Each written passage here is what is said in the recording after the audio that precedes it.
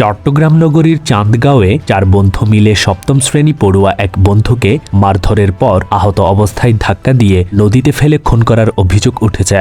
এ ঘটনায় পুলিশ ওই 4 বন্ধুকে জিজ্ঞাসাবাদের জন্য হেফাজতে নিয়েছে।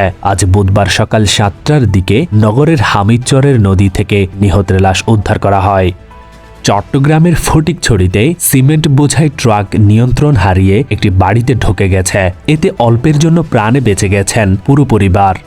খাগড়াছড়ির রামগড়ে ভ্যাকসিন দেওয়ার পর 20টি গরু ও ছাগলের মৃত্যুর অভিযোগ পাওয়া গেছে। স্থানীয়দের অভিযোগ 12-13 দিন আগে ভ্যাকসিন দেওয়ার পর গত 2 দিন ধরে মারা যেতে শুরু করে গরু এবং ছাগলগুলো। সব মিলিয়ে এখন পর্যন্ত 16টি ছাগল ও 4টি গরু মারা গেছে।